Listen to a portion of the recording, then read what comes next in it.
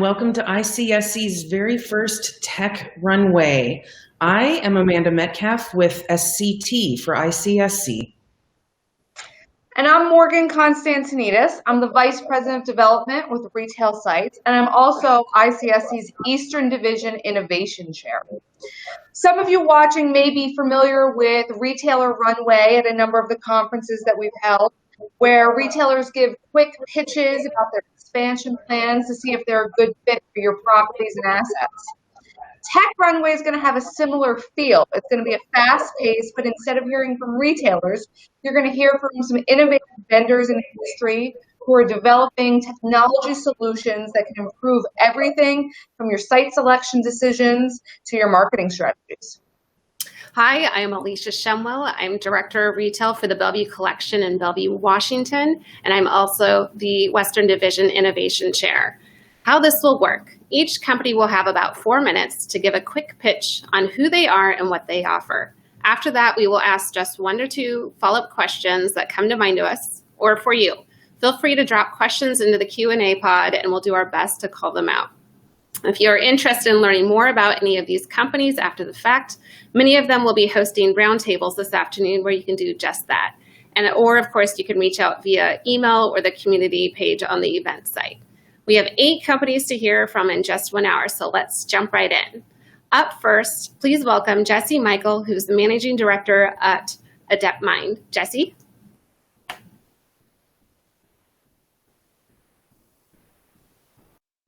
Hey everyone, I'm up first. So this is, thanks everyone for attending, kicking things off. Obviously I only have a few minutes. Adeptmind, jumping right into it.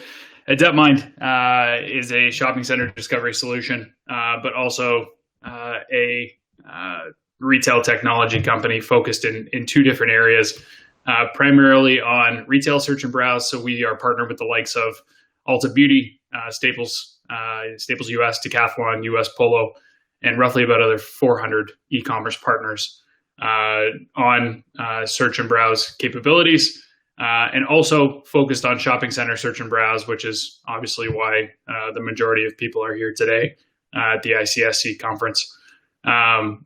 Moving forward, looking specifically into the shopping center discovery piece, there's a couple of different ways that we promote or work through different marketplace solutions. The first being full product search, so you can see all results by SKU available in the center, aggregation of pretty much every store, every tenant, if you will, if you look at restaurants and services into this marketplace or search type solution. Looking through the product display page, everything, the look and feel looks similar to what you would actually find on, for instance, Torrid's website or an H&M website or a retailer-based website. Description, images, price, inventory as well. And this is a really key differentiator around local inventory, specifically down to the postal code or zip code of that specific store. Moving forward with wish list, so making this more of a drive to store based solution or retailer based checkout where shoppers can go on, they can, browse, search for different items, add these to their wish list, share with different people, share it on social media if they will, or save it and continue to, keep this in their wish list, bring this to the center with them. They obviously have the in-stock piece and available to find what's actually in those local stores.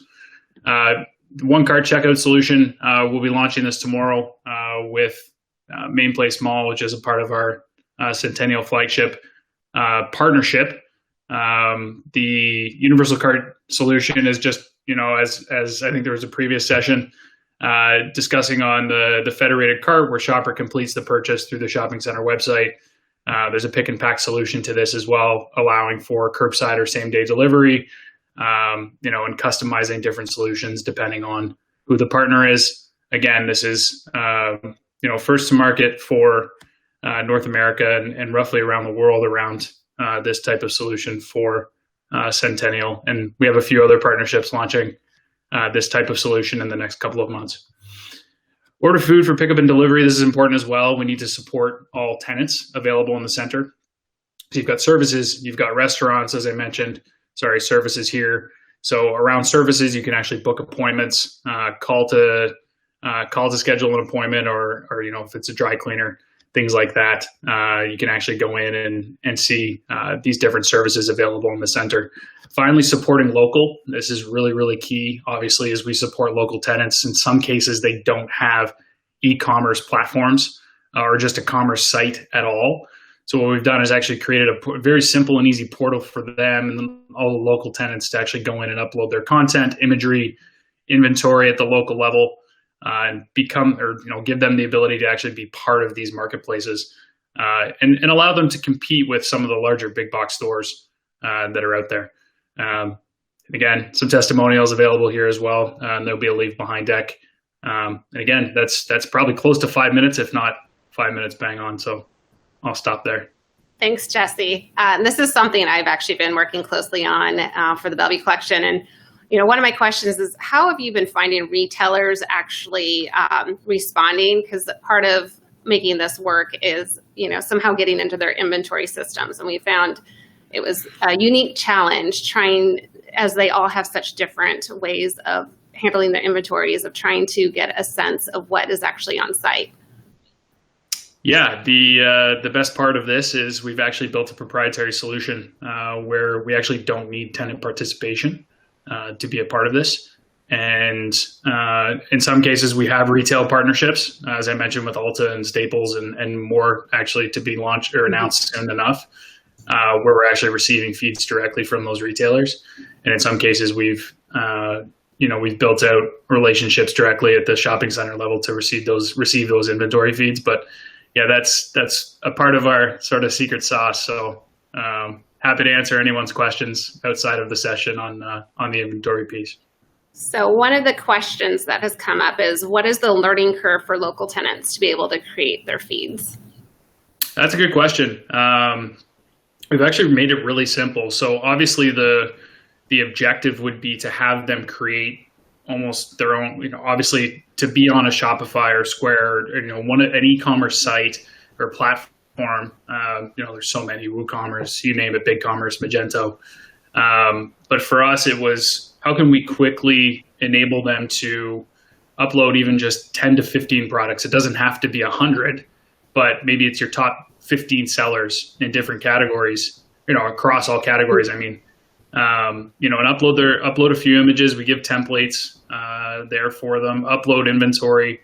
And then obviously the objective is for them to create a commerce website. So what we've done is actually enable this portal. If they go through it and say, hey, this actually took a lot of time, why don't I just create a commerce website? We actually give them the ability to create a Shopify website out of this portal, so we can quickly flip the switch and they're launched on Shopify. So a bit of a learning curve, but obviously we're pushing them in sort of that right direction. There's so much to discuss here. I look forward to talking to you later, and I know that we were seeing more and more questions coming up. Thank you, Jesse. Great. Thanks, everyone. Thanks again, Jesse. So next up, we've got Advan Research, and we're lucky enough to have the CEO, Yanis Siunis, and I'm going to turn it over to you, Yanis. Thank you. Thanks, everyone, for joining. At Advan, we use cell phone location data to monitor traffic, demographics, and other things. I'll talk a little bit about the COVID effect on real estate and the effect of different types of properties. But before getting there, let's cover what we do. So we collect data from applications that run on a smartphone that the end user has explicitly approved. Yes, you can use my location data. It's anonymized at the source. It is GDPR and CCPA compliant. It's very accurate, down to 10 meters. And we buy it from 1,000 different applications. We have 200 million cell phones across the world. In the US, where we have the biggest coverage, we have 1 out of 3 smartphones. So a tremendous panel, and we see the device in the background. You don't have to open the application. We collect 100 plus data points on the background. So we can do a lot of interesting things. Then what we do with our data is we manually geofence the perimeter of every location. We have every rooftop in America, 150 million locations. We have every location of the top 3,000 companies, 1,500 of them are publicly traded. We have every property of every CMBS deal, 100,000 plus. This is a tremendous amount of coverage and also amount of detail in generating the actual geofences. We've also tested the accuracy. The first 3 years of our existence, we were only selling to hedge funds, and they need a very high amount of accuracy. They're trading specifically using our data. So here we looked at data versus what we call ground truth. When you see, when we know the information about a location, we looked at sporting events, concerts. I'll draw your attention to the last item here, the L'Enfant Plaza. We looked at people counters from 12 different entrances into L'Enfant Plaza, measured them for the day, and we used our data to estimate what the actual traffic was. We were within 0.5%. And we also tested this versus credit card transaction data versus combined revenues. That's what we do, is our bread and butter. So a few ideas of insights you can derive from all of this information. I'll start from the macro picture and go down to more details. So here is the number of residents per county in the US compared from March 19 to March 2021. You can see blue is more people in the county, red is less. You can see people are moving towards the center of the US. This is our macro tool called Real Estate Perspectives. You can go to any statistical area from a census block group all the way to the state, look at migration, where people are migrating from and to. This is an example from our financial terminal where you can look at companies, CMBS deals, or sectors. We're looking at the consumer, all the REITs here, or the equity REITs, and we're clicking on different states to see how they differentiate by state. And we'll see that states in the middle of America, they have pretty much the same traffic as they did. This is comparing to February 2020, pretty much back to normal. Whereas when you look at California and New York, you're down 20-30%. So again, the number of visitors in equity REITs is following the trends of the population. This is a screenshot from our Reveal tool, which goes down to individual locations. What I've done here is I brought all the retail REIT locations in our universe. We have 9,500 in the US, and we sorted them by year-over-year change from last month, from the same month last year, March 20 to 21. More than 8,000 of them have more traffic this March than they did last March.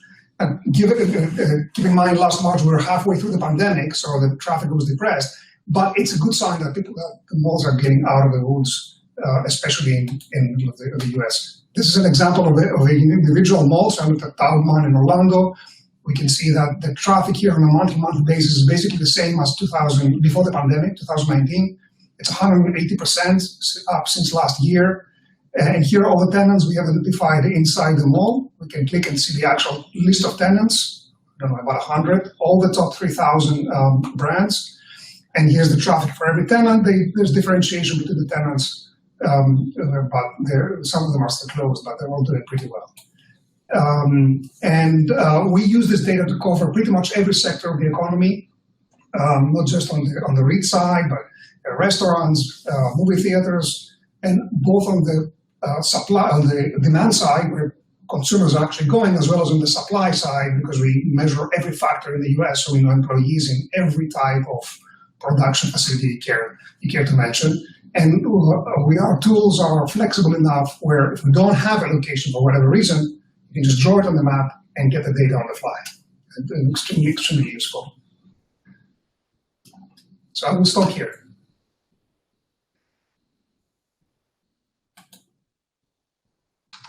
Morgan, you're on mute. Oh, I apologize. So one of the questions we have from the audience is, what percentage of overall foot traffic would you estimate is captured in your data? So as I said, we have about 1 out of 3 cell phones in the US. So that's about 30-something% of the population. Depending on this we produce, you don't necessarily need to have the most people, depending on what you want to see. If you want to see just who came here today, fine, you can use the whole panel. If you want to see how many people are here today versus how many people were here 5 years ago, you want to use a section of the panel that is consistent across time. And we have a very consistent panel that goes back to 2016. So it's going to be a small subset, maybe 15% of the population, but much more accurate. So we take care of all that behind the scenes. Okay, fantastic. Well, we appreciate that. I think we are on to the next company. We can allow time for us to realize we're on mute. I'd love to hear from the CEO of ANC, George Leonardos. Great, thank you. While I wait for my slides to load up here, just want to thank everybody for joining us today. And it looks like they're kind of gradually loading here. So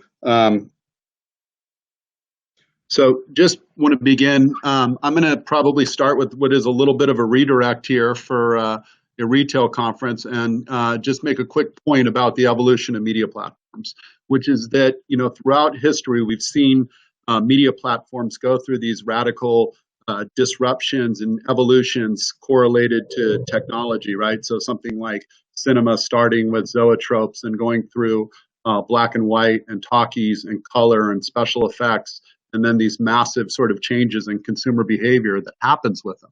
And you've seen this with everything, right? Phones going from, you know, calling an operator and saying, give me Klondike 9, to now being a remote control that controls your entire life.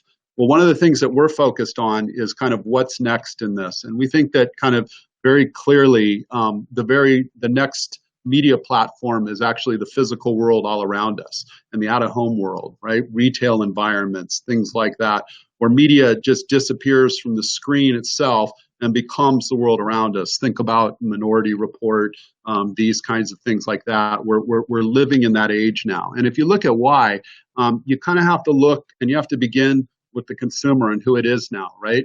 This kind of, just to be cliche, call it Gen Z and such, but you're now talking about the largest consumer cohort that controls, you know, the largest spend, but, you know, an 8-second attention span, right? Versus someone like me who has a 26-second attention span. So a very, very different experience. They're used to 3 devices at a time. And like I said, largest cohort, already at a point of influencing $600 billion in retail spending, right? So we haven't seen a demographic like this in a long time. But the good news is that this is not like millennial before. These digital natives want to be out of the house, right? And every indication we're seeing is, especially now coming out of COVID, that we're going to have this, you know, crazy bursting back out into the physical world. They actually prefer to do their shopping in stores, things like that. So we have this great trend back to the physical world. But when you look at it and you say, well, what's going to work for them? Well, you know, we see this with what we do at ANC. Are you going to sit there for, you know, 3.5 minutes between a pitch at a baseball game and a stadium, you know, or is it a new kind of entertainment experience? Similarly, you know, the old activities don't cut it anymore. They become these highly interactive digital experiences. Even something like going to the movies, right, has to, you know, become this very kind of immersive, full experience that warrants you getting out of the house, right? So the point is that if you can do everything in your house, you can do everything on your phone. To go out in the world, it's about experience now. And while that's not a secret, what we focus on is, you know, how does this world, not sure what happened to my slides there. How does this world continue to evolve, right? And so you look at something like retail, and you don't just go to the mall to buy a pair of pants, right? You're going for the experience now. I'm just trying to catch up here on my slides. You know, that's where we've been focused at ANC, is creating these fully immersive environments, whether it's Westfield World Trade Center, you know, or South Street Seaport down in New York City. Things like elevators become rides through fully immersive digital tubes where you're suddenly underwater, or any 3D environment.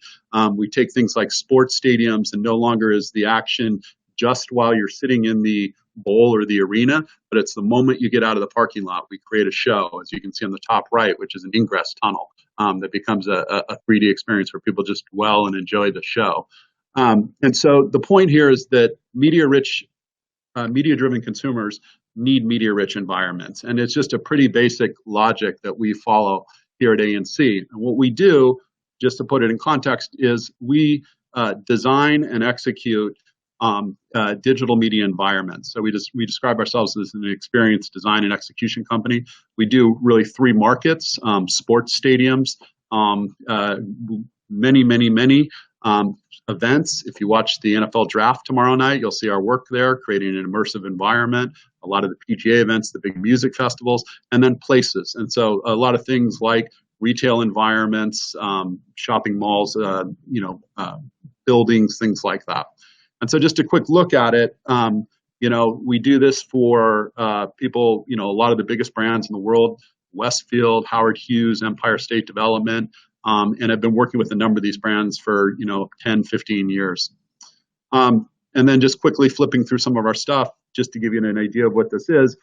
This is Penn Station, where we built a full media network from large-scale screens to kiosks, all tied in through software that's fully automated and can do everything from control the lighting based on weather cues outside to voice-to-text announcements, on down to kind of immersive environments where there's media and sponsorship opportunity from every angle. And then a number of environments where we tell a story, where we have software that allows for 60, 70 screens and a very coordinated story. So it becomes more than just a brand advertiser putting up an out-of-home sign. George, I'm going to interrupt you there so we have time for questions. Right. First, just to clarify for everyone, it is ANC, N as in Nancy. I think someone posted the URL in the chat for all of you. George, I wanted to know, do you guys think of yourselves as a consumer experience company or an advertising company? So we're a consumer experience company whose work is oftentimes monetized through advertising. So where we build these networks are a much higher return for the developers or landowners than if you just did a traditional out-of-home network of either static or basic digital ads, large format, highly experiential things that become showpieces. So that's often how they're paid for, but they're approached as create an experience for the consumers. Wonderful. Thank you so much. It's fun to look at your slides. Next, we would love to hear from Buxton, and I'd like to welcome Vice President of Sales, Michael Weinstein.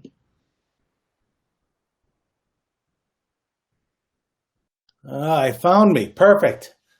Good afternoon. My name is Michael Weinstein. I'm Vice President of Sales at Buxton.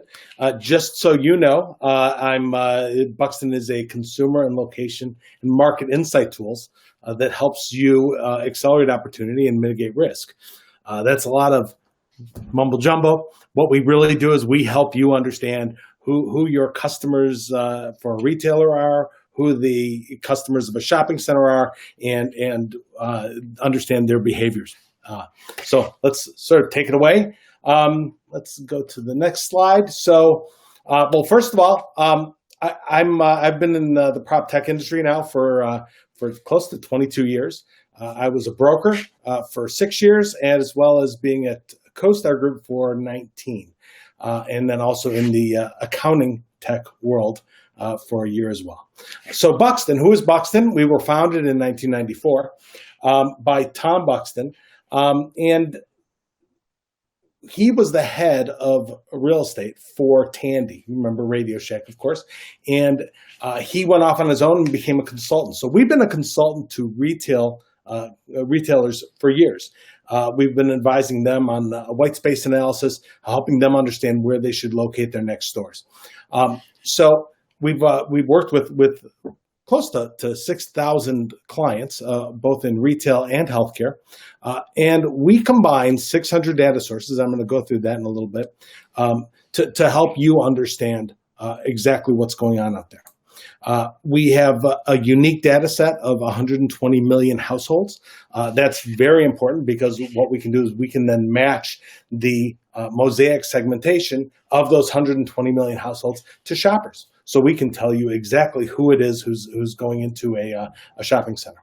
But I digress. Let me go further. So we are a complete CRE analytics platform. We don't just provide dots on a map. What we can do is we can answer questions such as who is coming to your location. We can see how far people are coming to get to your location. And we can help find the right tenant that would be a perfect mix for your location. So whether you're a broker, or whether you're an owner, or whether you're a retailer, or whether you're a healthcare provider or representing any of these types, we can help you along the way. Okay, so this is sort of our clearinghouse page here. We are a clearinghouse of information. Again, I said we have 600 data sources, from demographics to mobile device data to psychographics all the way to automobile traffic. But we have many data sources that go into our system, and a lot of our reports rely on 12 or 13 data sources to actually come up with a real picture. So they're very deep and they're very broad, but they're focused. Okay, so let's go here. So how do we make this happen?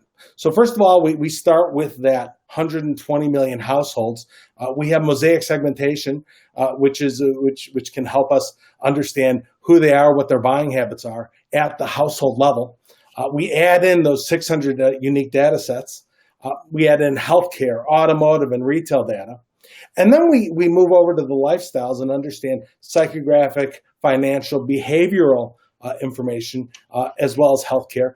And then we combine that with the GPS data. And of course, everybody who's got one of these things that's tracking them all over the globe knows that the location analytics is very important. So what we do is we add the location analytics to our other data sources so we can give a complete picture. Again, this can help you understand the shoppers. So let's go next. So here's a great example. Now everybody has for years been using these demographic rings and understanding the 3-mile radius and what's the income and so on. And what that does is that actually assumes that two neighbors who are male, 34 years old, a Caucasian, and they live on Elm Street, that they are the same person because they've averaged that up. So what we do is we do a little bit different. We actually can pinpoint that household. We can understand there's a difference between Steve Smith and Jim Johnson. So Steve Smith, he works out all the time. He shops at Lululemon. Jim Johnson, well, he's an Old Navy guy and he's wearing cargo shorts and sandals. But both of them, even though their demographics would seem very similar, they're very different people. So they have different shopping styles. So we help to sort of get that. Now, of course, we want to help you. If your retailer is looking for Steves, we can help you identify where those Steves are and how many Steves are in the trade area. If they want gyms, we can always also look for gyms. But that's really the point. So we have two really major reports within our system. And one of them is called Mobilytics. And again, this isn't just dots on a map. It's not just telling you who came into that square polygon of your shopping center during a certain period of time. It's not even just telling you where they're coming from. It's telling you like what type of person are they? What's their income level? It's not averaging it up. It's telling you on the individual basis. So we can tell you that at a shopping center down the street, that 14.49% of the people are part of that A1 group, which earns $250,000. They're pretty tech savvy, but they're not the most tech savvy, and they respond well to newspapers. We can tell you exactly what the percentages are, and we can also tell you whether they're return shoppers, whether they have a propensity to keep coming back to the shopping center. We can then go in here. Mike, I'm going to interrupt for just a moment. I'm going to use my opportunity for a question to hear about Match. Tell me about your last slide. So here's Match. So Match is actually, it takes that DNA of the shopper for the shopping center, and it matches it up to the retailer. So it says, is this retailer a good fit? Now, Orange Theory, we've helped them grow to where they are today by using this match format. So they actually can see, is that shopping center, is that area a match for my concept? And actually that helps them. So they're mitigating the risk and not making a bad decision. Now, we have retailers within our system. We have geofenced the top 8,600 retail brands, which of course is a lot.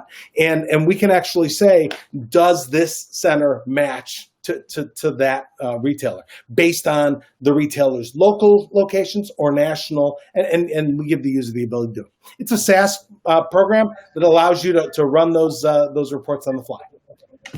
All right, thank you. We had some good questions come in. If you want to follow up with Michael, you can do so by Roundtables of the community event page or find him on LinkedIn. And I think we're ready for our next. Thank you, Michael. Thank you. We are. So thanks. So up next is Coniq, and we're going to introduce Matt Donahue Sr., who's their National Account Executive with Coniq. Welcome, Matt.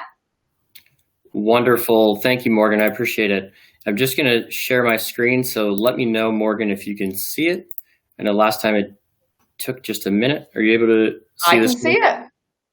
Wonderful. Let me put this in slideshow view. Are you still able to see it? I am. We're ready to go. Perfect. All right, 5 minutes. We're counting down. So again, my name's Matt Donahue with IQ Connect. We help shopping centers build customer engagement and loyalty programs and help them increase sales based on real-time location-based communication. So we're currently a little bit on Coniq. We're powering over $1 billion in repeat spend per year. We work with over 60 shopping centers throughout the world, and we have relationships with over 2,000 global brands and over 20 countries that are part of our programs. We'll recognize some of our clients below. I know a lot of you are in New York. We're launching with Madison Avenue Business Improvement District on about May 15th. So look in the App Store for their new program, and that should be launching soon. Really, the reason a lot of these clients are choosing Coniq is because we're building them unique customer engagement programs, and we're powering them to directly communicate with their shoppers. So communicating with shoppers in the past, it was just after they visit, and what we've done is Coniq empowers you to influence your shoppers before and during their visit, as well as afterwards. So all of this is done through our solution that's called IQ Connect, which essentially allows you to automate the customer journey of each of your shoppers. So in this instance, you're going to see Susan come in and say, when she's around the mall, it's going to say, don't forget 20% off if you shop today. You can see things like average dwell time when she's in the mall. She's going to earn a stamp for shopping at a certain store. And then when she's leaving, it says, hey, you have 9 stamps, congratulations. If you get one more, you're going to get a $5 voucher for your next visit. So what this does is powers landlords and malls to measure and reward their most loyal shoppers. And you can measure and reward that through a lot of different ways. So through somebody's phone, through understanding how often that they're visiting, through rewards and rewarding those most loyal shoppers and making them relevant, and personalized emails as well. So what I'll spend the rest of my kind of 3 minutes here is just walking through how actually to set up a lot of those geofences. But first, a common challenge that all shopping malls are facing is getting people through the door. So what Coniq has done is we've addressed this head on in creating IQ Connect and really putting everything in the control of the marketeer's hands in setting up these automated triggered communications by having easily modifiable geofences and then segmenting that database as well. So these next 2 examples I'll walk you through is for fashion show in Las Vegas. So our first geofence is going to be around the McCarran Airport, and the second one will be around that mall. So I'll kind of walk you through exactly how to do those. So imagine a repeat shopper, Susan, is landing, and we want to communicate with them immediately right when they land that they're ready to shop. So what we're going to do, we're going to draw that geofence over the McCarran Airport. So right now I'm putting that in the geocode. I'm going to create a quick polygon around the airport. So when they turn their phone back on after they land, they're going to get that ping right away. So you can see I'll save it. I'll write, hey, 10% off any purchase over $100 today. And that's the first message they're going to get when they turn their phone back on from the airport. So the airport is one example, but imagine you could do this just at a busy train station, maybe at the L in Chicago in the Loop. There's really endless ways, or on a busy highway where you can say, hey, reminder, pull off in 3 exits to shop at our center. So the same thing is going to apply to your mall as well. So you can see, I'll quickly type in Fashion Show Las Vegas here. It'll find that geocode.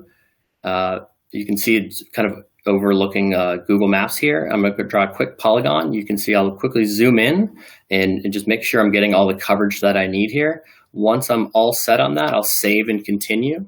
And then I'm going to write my entry message. So each person entering into the mall, I'll say, don't forget 10% off at Free People today. And then I'm going to write my exit message. Thanks for shopping with us. Come back tomorrow for 15% off at Banana Republic, and refer a friend for 2 for 1 at Aldo Shoes. So what we've seen is that personalization is key to making shoppers not only come back, but also to spend more. So while personalization is key, a common challenge we know that malls face is when customers are disengaged. On the left here are all ways that we build and enrich the customer profiles. It's through things like visiting, dwell time, what stores they're shopping in. So I can walk you through a quick segment that we can make on lapsed shoppers. So for instance, a mall says all of these shoppers that have not been with us in the last 30 days, how can we target them? So what you can do is set up this one-time filter to say, okay, this is all for no activity in the last 30 days, and we're going to make it a local zip code, so it's only targeting people that are from the area, and then activate it. So somebody maybe that has been there in the last 24 days, in the next 7 days, it would automatically target them to send them a certain offer to kind of draw them back into the mall and to influence their visit. Fantastic. So a couple questions we're getting from the audience and on your presentation, Matt, is this data that you're getting, are you assuming that the user has an app, or do they have the ability to opt in, opt out? How are you really kind of dialing it down? Yeah, so what we do is we work with shopping centers to create a variety of different sign-up forms. So typically someone is part of the loyalty program. They can sign up through Instagram, through Facebook, through Wi-Fi sign-ups, we often have retailers, we kind of gamify it with retailers to see who can sign up the most people through a simple QR code. Just like at a restaurant where you scan to get the menu, you could scan a QR code to quickly download the app. And we've seen a lot of success through that as well. Fantastic. Well, we appreciate the presentation. It's really interesting. I was on your website and saw the term geo-loyalty, which really kind of stuck in my head. So we'll turn it to the next presenter. All right. So next up, please welcome Kenneth Lamy, the founder and CEO of Exeter. Kenneth. Thank you. Good afternoon to everyone. I'd like to thank you for taking the time to join us for this ICSC quick pitch for Exeter Retail Data Hub, a platform for optimizing retail real estate. During my 35-year association with ICSC, I've been fortunate to have met and served with many of you attending today.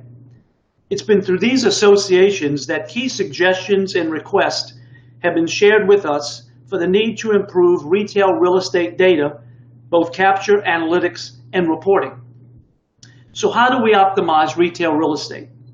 We start with establishing a standard for retail real estate data, collection and analytics, and then provide anonymous benchmark reports. Real-time data lays the foundation. When we know what happened today, you can plan for tomorrow. Portfolio data gives you a holistic view, a complete picture, and you get to take the guesswork out. With benchmark reports, you get the metrics necessary to compare against and have the opportunity to see where you currently stack up and to decide where you need to go. Benchmark reports put you in a position to make informed decisions. Making informed business decisions in retail real estate starts with retail sales and operational data, the foundation of our industry. It's the data that drives daily activities, lease negotiations, property valuations, monitors the health of a store, measures a store, a property, a portfolio's performance.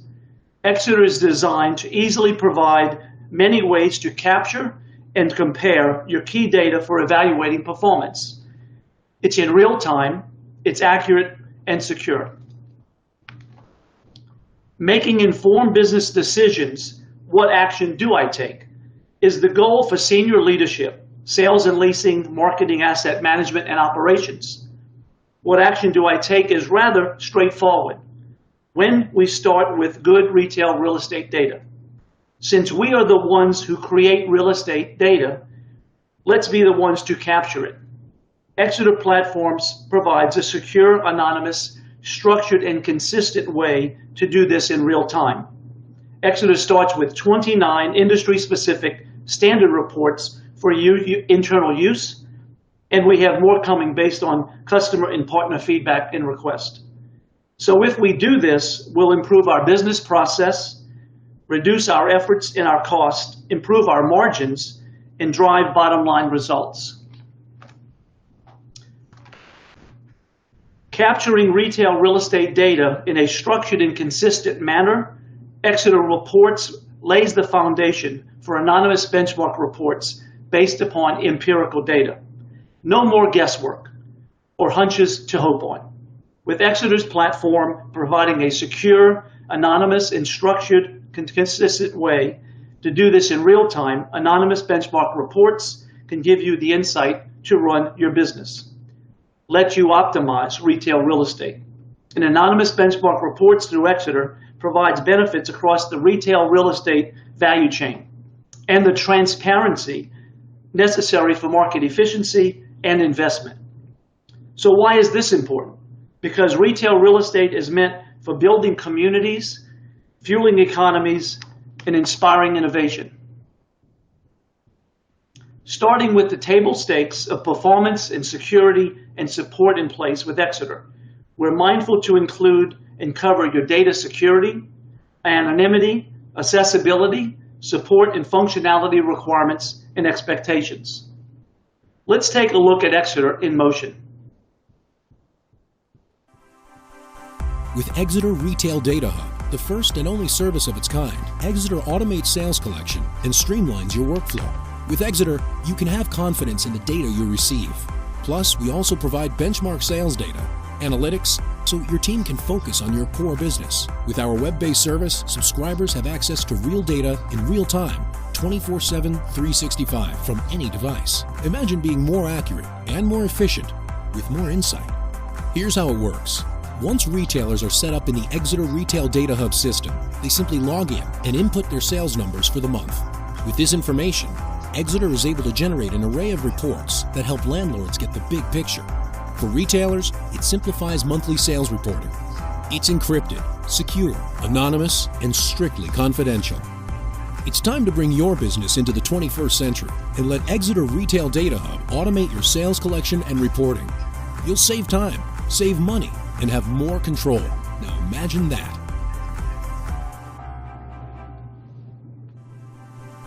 With Exeter.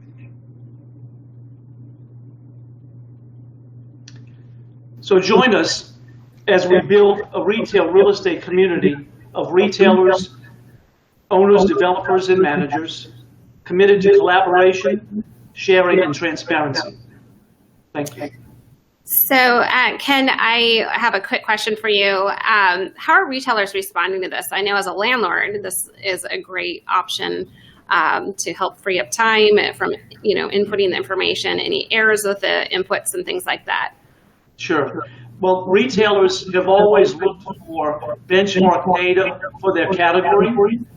And so as they participate and contribute to this platform, it's allowing them to get great insight when it comes to their category with market specificity, geographic, and have something that they then can compare how their store portfolio is performing, not just in the open air environment, but also in the enclosed mall environment. So they're very receptive to being able to go to one location on the web to submit their data to all of their landlords and fulfill their lease obligations.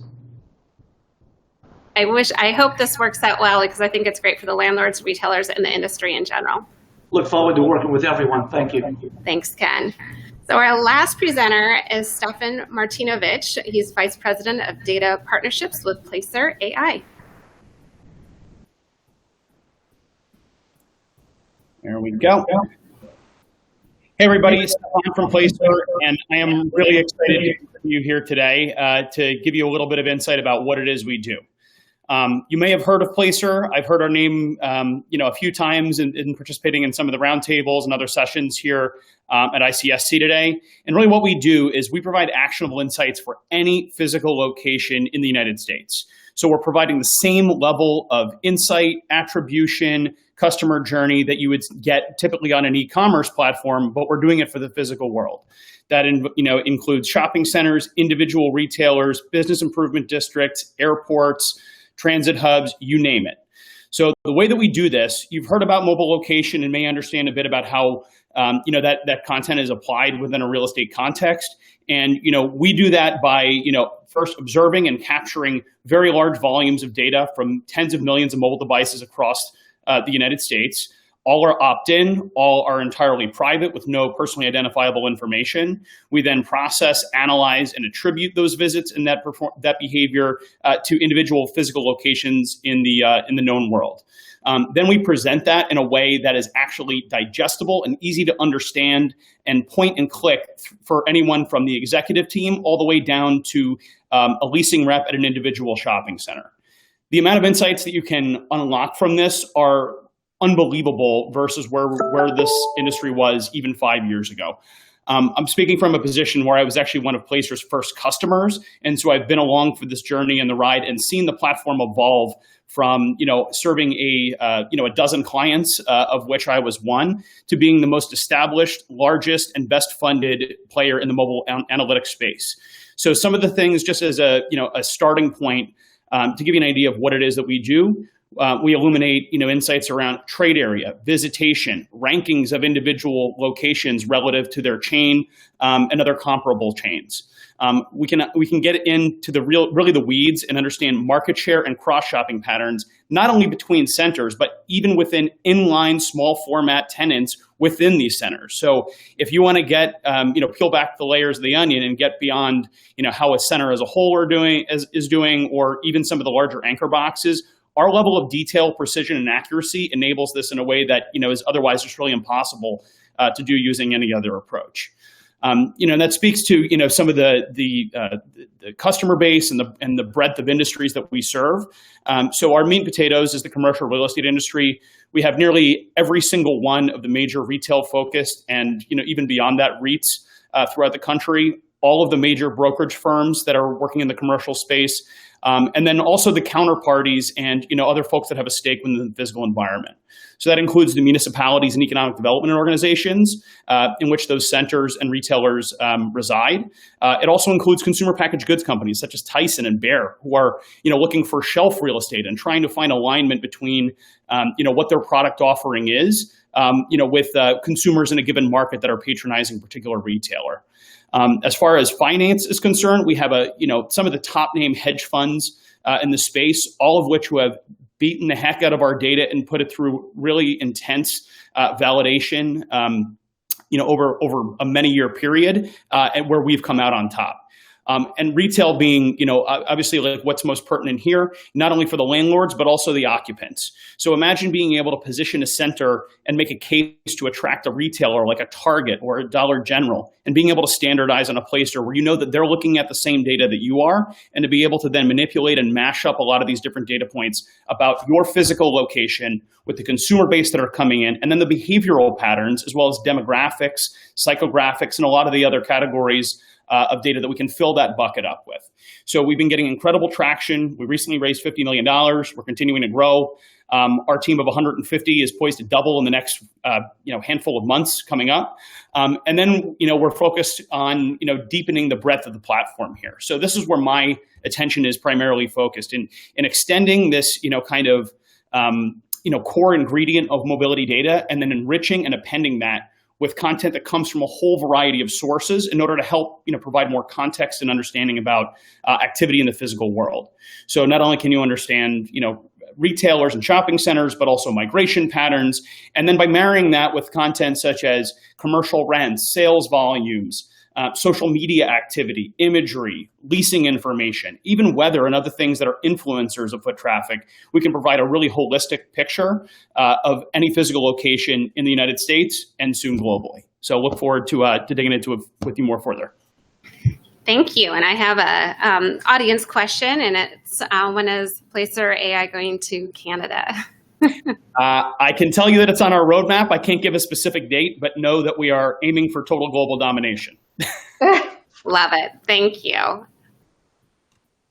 So I'll move us on to our last company here that's going to present for us. We're lucky to have ThoughtTrace with us. And from their team, we've got John Bibeau, Vice President of Real Estate, and Mike Stevens, the Director of New Markets. Welcome to the platform, guys. Oh, John, you're muted. Well, thank you for those kind words. I appreciate the invite today. So I come from a 22-year background in commercial real estate, right? Commercial real estate leasing, sales, and development with firms like CBRE, Colliers, Cushman & Wakefield. I've been around real estate, including ICSC, for a long, long time. And I was attracted, I'm going to tell you a little bit about ThoughtTrace in a minute, but I was attracted to what ThoughtTrace does because I saw the disruptive power of artificial intelligence and machine learning and document understanding and management. And that's what ThoughtTrace does. We have a pre-trained domain-specific platform that reads, organizes and manages the most complex documents in real estate. And it fosters automatic workflows and critical processes while integrating with your existing software platforms. At ThoughtTrace, we believe it's time to stop reading, stop abstracting, and start asking questions, detailed questions. And I can tell you that's what we do. So rather than show a big slide deck, I'm actually going to share my screen in a second here. And I'm going to do a brief little 3-minute demo in action of what we do. I think because seeing is believing. And so I'm going to break from the norm for a little bit and dive right in here. You're going to see why clients like Chevron and Brookfield Renewable, while they've embraced our platform and what it can do for your day-to-day business. So if you can see my screen here, I'm actually going to dive right into our app, and you're going to see the actual user interface of ThoughtTrace. What you see on your screen here is a library of documents. This is roughly 133 documents that you would typically see in a portfolio. This portfolio here is for a fictitious business center in my hometown of San Clemente. This is a retail center, mixed-use retail center with 45 tenants. And you're seeing on this screen here just a brief little overview of what these documents are. It's like looking at a library, right? The old hierarchy of folders has been blown away. And so what I'm going to do is tell you a story of something I think if you're an operator, owner, or tenant, you've probably seen every day. Something, a property manager comes to you and say, hey, we have a problem here. One of our anchor tenants is going to leave. And that is going to impact a whole host of tenants. I need to know, and I need to know right now, how many of our tenants have co-tenancy clauses related to that anchor tenant leaving. How long would that typically take you to review every single lease or lease abstract that maybe doesn't go in depth like that? Because this is not just a lease abstraction tool. We are extracting automatically, without even human eyes being set on it, over 300 unique provisions in a commercial lease.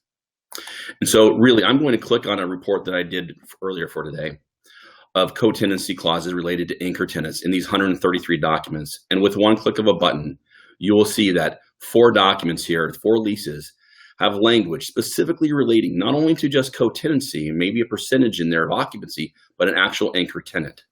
Now, this is fine and all, but I want to dive deep down. I want to see that actual lease. I want to go to an area and say, give me the co-tenancy clause. I just don't want to trust my existing data system. I need data integrity where my lease is not separated from what's input into my system. I simply click on co-tenancy here. The computer has already separated it, understands and classified that this language right here is my actual co-tenancy language from the lease. It's not a yes or no, and it takes me to the PDF of the actual lease with that section. This is powerful. Can you imagine being a global coffee company with 32,000 leases and having something like co-tenancy or maybe force majeure come along and wanting to understand, can I terminate some of these leases because of force majeure or maybe a co-tenancy issue? And how long would it take your legal counsel to read these leases and dive deep down to them? And not only how long, but at what cost? At ThoughtTrace, it's literally a click of a button. Now I'm going to exit out of here and I'm going to reset this and go back to the home screen that I showed you where I have all these 133 documents from this fictitious shopping center. Because an alternate point of view that you might want to see is, I want a lease abstract and I want to understand what that lease abstract looks like. And not just for one document at a time, but I want it for every single document in my portfolio. And I want the ability to integrate it with other applications. And that's what you're looking at your screen now. I could scroll down and you'll see every single document here. I can scroll across and show you some of the things that we've abstracted, again, without human eyes even understanding, because we've trained the computers to understand natural human language and understand the most complex real estate documents. Whether you're looking for square footages, you're looking for base rent and escalations, you're looking for something like co-tenancy or force majeure, or even understanding what my triple net reimbursements are going to be like. At ThoughtTrace, we surface those data immediately. It is hyperspeed across a portfolio, not one document at a time, and then we can integrate with the system that you're currently using. So again, I'm open for questions here. I'm going to stop sharing my desktop and really open it up for conversations, but this is groundbreaking technology, and I thank you for the time here today. Thanks, John. A really, really cool technology. I know as a landlord and an owner, it's something that we would find a lot of value in. One of the things that you would see is some of the examples you give of landlords or retailers that have dozens and thousands of leases. What is the ramp up time to get companies on board your platform? Does it take days, weeks to get all of these documents on here? How long does it take to truly read these documents? Morgan, that's a great question. And I can tell you that we can digest thousands of documents overnight. And so it is not unusual for a client to come to us and say, hey, here's a portfolio of all of our documents. And sometimes they're not even classified. It's just a PDF. And in that PDF, there are multiple documents. It's literally drag and drop or upload with some type of FTP site or a SharePoint file. And the computer does it. It's not that it's instantaneous, but we can process thousands of documents in hours. And so that as a user, you can come in, literally upload them when you leave, come in the next morning, and your documents live in our system. And it is not a static screenshot of, like, say, a lease abstract in the past. We've called it the living lease, right? Because your data is in there. And if you want to go back and search for something that was never abstracted before, you'd have to start that process all over again. Here at ThoughtTrace, you don't. Because there's over 300 provisions that are immediately done. And as a user, you can control that as well. So it's super powerful. It's something I've never seen, which is why I left a 22-year career in development and brokerage. Yeah. And can it do that in multiple languages?